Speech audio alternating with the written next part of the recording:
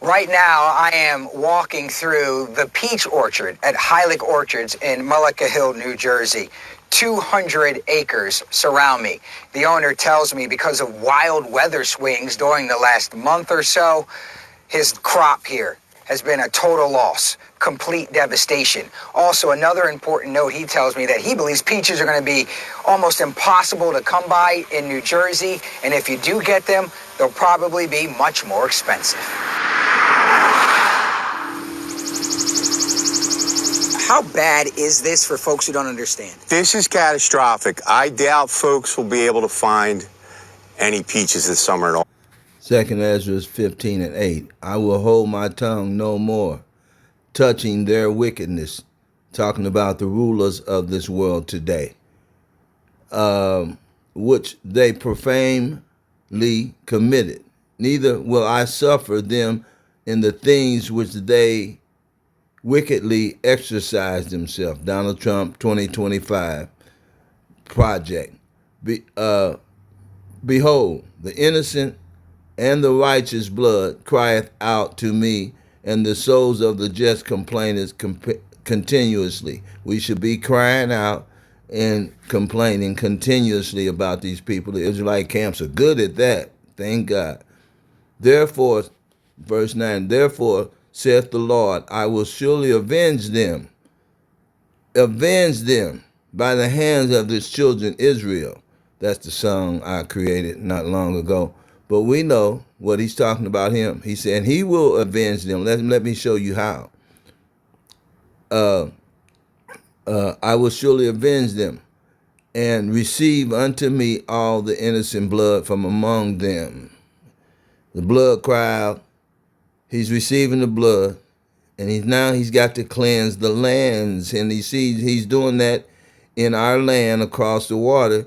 The blood is being shed to cleanse the land, right? Because blood has defiled the land, okay? Behold, my people is led as a flock to the slaughter. I will not suffer them to dwell in the land of Egypt. Now, we know when this was probably created, when Ezra got this prophecy. And we hadn't came to Egypt yet, to spiritual Egypt, Babylon, where we are now in captivity. So he said he would not let them dwell in the land of Egypt, but we came here. But we didn't go back to that land, Egypt, in Africa, but we came here. This is spiritual Egypt.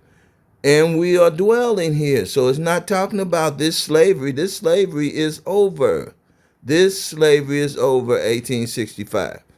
I will bring them with a mighty hand and a stretched out arm, and smite the Egyptians with plagues as before, and I will destroy all the land. Now that's future prophecy, him bringing us out. But mentally, the dry bones are being replenished again. Our minds, the law has come back to us. He's talking to us again. All we have to do is repent and keep the laws of the Most High God, and he will answer all of our supplication and heal us. We talk about that a lot on this channel. So he's saying, and he will smite them with the plagues. Now let's look at the plagues. Egypt shall mourn, and the foundation of it shall be smitten with the plagues and punishment that they never had. The daughters of Zion, they never had. They never been touched, right? Nobody has touched them in this land since they've been here with their foot on our necks. And God shall bring, let's start all over. Egypt shall mourn, and the foundation of it shall be smitten with the plagues and punishments that God bring up on it. That's happening now. It's happening now. Let me show you. They that till the ground shall mourn, for their seed shall fail through the blasting hail and with the fearful constellation. Okay? The blasting of hail, that's storms, right? That's weather. Woe to the world and them that dwell in it. The world of who? Edomites. The sword and their destruction, for the sword and their destruction draweth near, and one people shall stand up and fight against another people. That is happening now.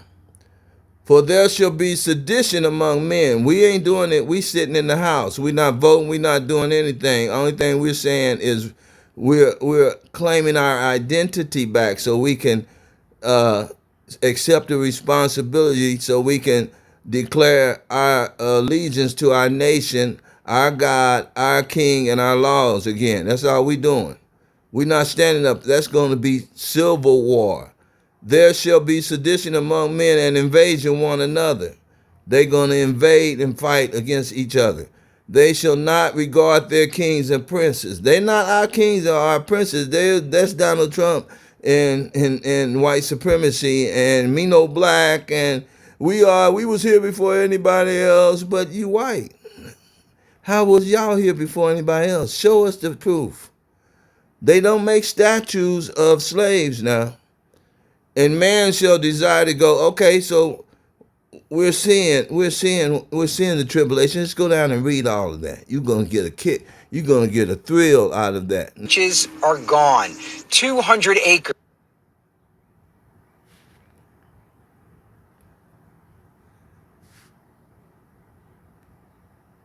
South Jersey and the rest of the state. Carl Heilig tells NBC 10 his peaches are gone.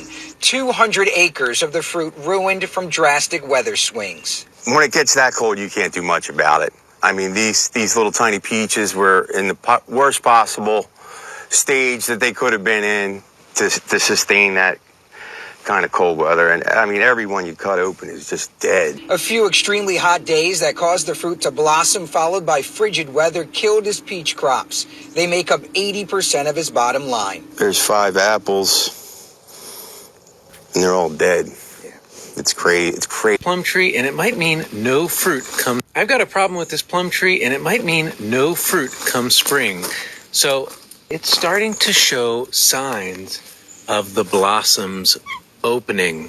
And this is a real problem because we've got a 24-degree night in the future. So if these blossoms open on this plum tree before that time, it could mean that 90% of the flowers get damaged, and that means no fruit. Now, there are some things that I can do to fix this, but before I talk about that, I'm going to be teaching in the upcoming Spring Summit. You can check out my link in bio to register today.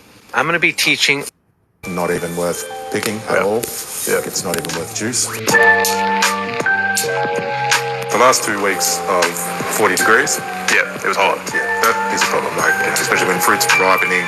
Your surface temperature of your fruit just goes off the chart and ends up, burning in 6 different ways. And basically above 28 degrees, most fruit doesn't actually grow, just goes into survival mode. Yeah, fight or flight. Fight or flight, yeah. We had 3 hailstorms this year, not as bad as last year. We only got touched up by 1. An incredible winter. The tree's actually starting to get a little confused. January 9th, beautiful. An incredible winter as far as weather. It's been really nice. A little rain last month. Wells down there feeding his horses and his yaks and his mini donkey. Lots of apples and cherries on these fruit trees. When the weather's like this, they'll start to create their buds where their apples will come out, or their cherries. And that causes major problems because there's a very high likelihood that in the next month and a half, we are going to freeze again. And so if the trees kind of come out of hibernation a little bit and trigger, because it's nice weather, that it's time to start making fruit, that could end up really badly for these orchards. The tree Peach tree inside. Right. All right. I'm out here about to take my peach tree inside. You see the peaches? What they're saying is that peach orchards and fruit trees are not growing, right? They're not going to grow this year. The earth is cursed. This 2nd Ezra 15 talks about how the crops, the curse, when this curse hit, because of them trying to keep us in Egypt, their crops are not going to grow. But for the saints,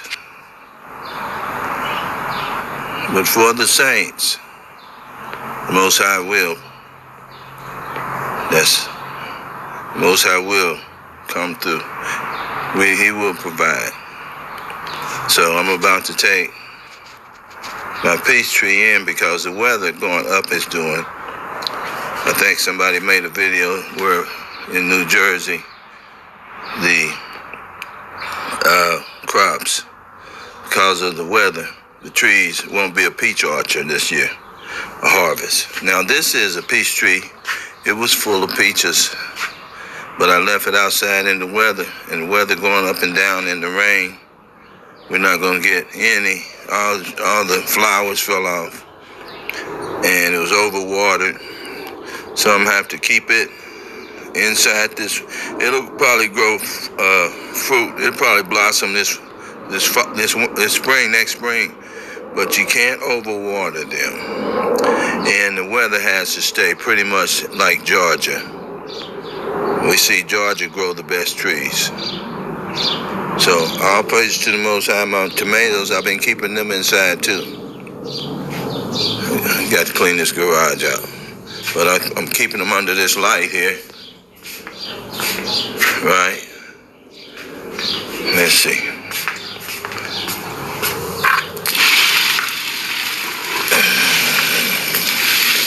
Gotta get it in. That dirt's heavy. That dirt is heavy. So I get them in under this light. I got 2 lights here. And I keep track of the temperature. 72 in here. It stays at about 60 when it's 40 and 50 degrees outside. It stays about 60 in here. So yeah, the prophecy is happening. Curses to the crops. Read 2nd Ezra 15. While they're trying to keep us in slavery, they're receiving the curses that they're trying to put on us again. The plagues are going to hit Egypt. You're going to see that in there. Not only that, the Bible said that the reapers will catch up with the planters.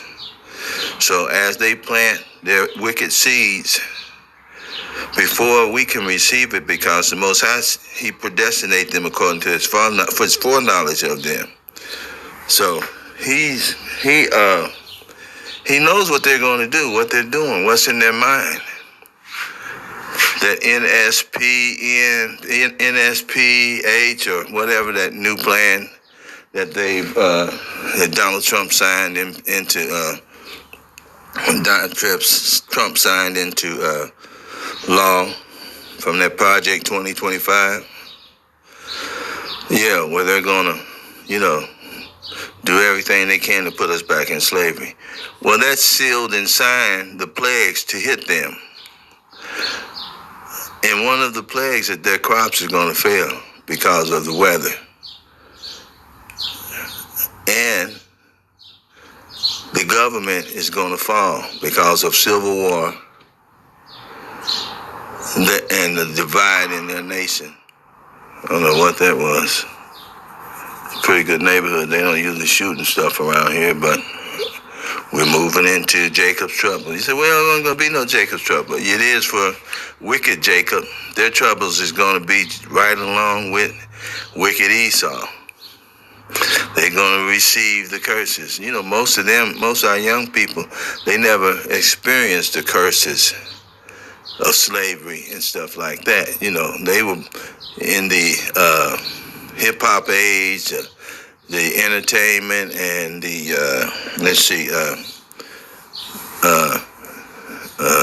the industrial age. So they never really experienced hard times. So it's going to be something that they are going to experience because of their wickedness. So they're going to experience that slavery and those curses. The people that say they don't subscribe to being an Israelite, right? So all praise to the Most High that the curses are coming forth. God bless. And one cold night can cost you the whole. Most people think fruit happens in summer. It does not.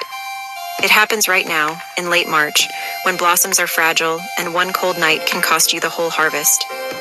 Here is what to do by zone band before this window closes. Zones 3 to 5, stay patient. Keep frost cloth within reach.